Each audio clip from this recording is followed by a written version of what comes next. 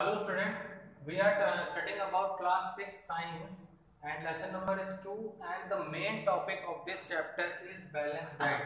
ये एक बहुत ही important question है जिसको आप लोग अब स्टडी करने चल रहे हैं। बैलेंस डाइट, बैलेंस डाइट का मतलब होता है संतुलित आहार, है ना। और मैं इस बात को अभी से ही बता देता हूँ, अगर आपका कोई एग्जाम या टेस्ट होगा तो उसमें ये क्वेश्चन जरूर से जरूर आएगा। ठीक है, संतुलित आहार, संतुलित आहार, संतुलित आहार का मतलब क्या होगा? ऐसा खाना, जनरल भाषा में समझिए, ऐसा खाना जिसमें सारे न्यूट्रिएंट्स यानी सारे पोषक तत्व मेंटेन हो। अब सारे पोषक तत्व मेंटेन होने का क्या मतलब होता है कि हमारे पास सारे पोषक तत्व मेंटेन हो। और पोषक तत्व मेंटेन होने का क्या मतलब होता है? जैसे मैंने आपको पिछले टॉपिक में पढ़ाया था, क्या पढ़ाया था कि फूड के 3 वर्क होते हैं। एक एनर्जी देने का, है ना, दूसरा बॉडी बिल्ड करने का, ठीक है, और तीसरा क्या वर्क बताया था? प्रोटेक्शन का। फूड हमें क्या करेगा? प्रोटेक्शन यानी बाहरी बीमारियों से बचाव करेगा। अब अगर हमने कोई ऐसा खाना खाया जिससे तीनों ये काम हो रहे हो, यानी ऐसा खाना जो तीनों काम कर रहा हो, यानी हमें एनर्जी भी दे, हमारी बॉडी को बिल्ड भी करे और हमारे लिए प्रोटेक्शन का भी काम करे, उससे हम लोग क्या कहेंगे? Balance diet. If we, in other language, we can say that balanced diet is a food which is able to give us energy and our maintain our body build and keep protective from any type of disease। यानी ऐसा food जो उसमें हमें energy देने की क्षमता हो और हमारे बॉडी को मेंटेन करने की यानी वृद्धि करने की क्षमता हो और बीमारियों से लड़ने की क्षमता हो, वो हमारे लिए क्या कहलाएगा? Balance diet. तो इसका एक डिफिनीशन मैंने लिख रखा है, इसको हम लोग वर्ड बाय वर्ड कंप्लीट करते हैं। एक डाइट, डाइट का मतलब आहार, एक ऐसा आहार जिसमें कंटेनिंग का मतलब होता है उपस्थित हो, है ना, ऑल द न्यूट्रिएंट्स, सारे सभी पोषक तत्व, यानी एक ऐसा आहार जिसके अंदर सारे प्रकार के पोषक तत्व उपस्थित हो इन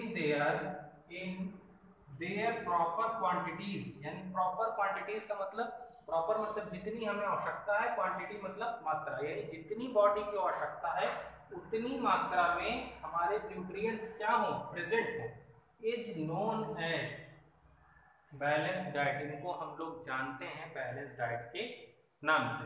यानी बैलेंस डाइट एक ऐसा डाइट जिसमें हर प्रकार का न्यूट्रिएंट्स प्रॉपर अमाउंट में रखा हो या उपस्थित हो, है ना।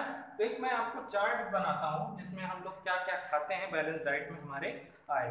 ठीक है, बैलेंस डाइट के लिए हमारे देखिए एक मिल्क होता है, एक मिल्क होगा जिसमें हम लगभग तीनों टाइप के फूड प्रोडक्ट्स में पाते हैं, यानी तीनों टाइप का फूड के लिए काम हमारा कौन करेगा? मिल्क। ठीक है, दूसरे नंबर पे अगर हम बात करें तो मीट।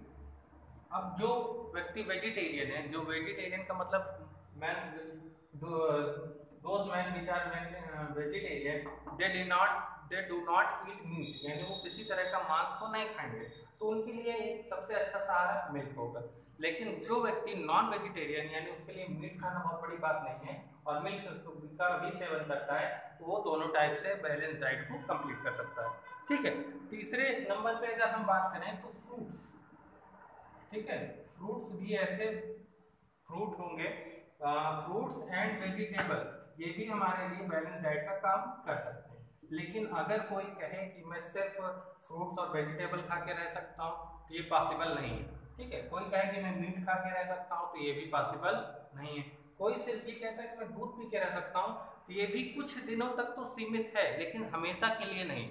जैसे मैं आपको एग्जांपल के तौर पर बताना चाहूँगा, जो हमारे बेबी बर्थ होते हैं, बर्थ बेबी का मतलब नए नए जो जन्म लेते हैं, वो केवल और केवल मिल्क फूड पर ही डिपेंड रहते हैं। लेकिन जैसे जैसे वो बड़े होते हैं उनको डॉक्टर ही नहीं, बाकी वो धीरे धीरे और भी चीज़ें खाने लगते हैं, है ना।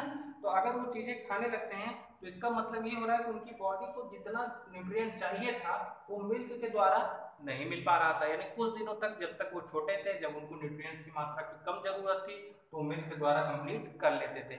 लेकिन जैसे वो 6 महीने, 8 महीने या 1 वर्ष के होते हैं, तो उनको भी धीरे धीरे दूसरी चीजों को भी खाना पड़ता है। ठीक है, तो आप ये जान लीजिए कि बैलेंस डाइट कोई ऐसा फूड अभी तक नहीं है जो कह सकें कि सिर्फ इसी फूड को हम खा के जिंदा रह लेंगे। तो इसके लिए हमें क्या होगा, यानी हमारे फूड में जितने न्यूट्रिएंट्स हमने पढ़े हैं, जैसे कार्बोहाइड्रेट है ना,